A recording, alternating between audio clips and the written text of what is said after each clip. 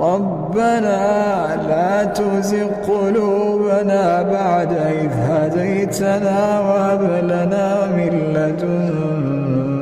رحمة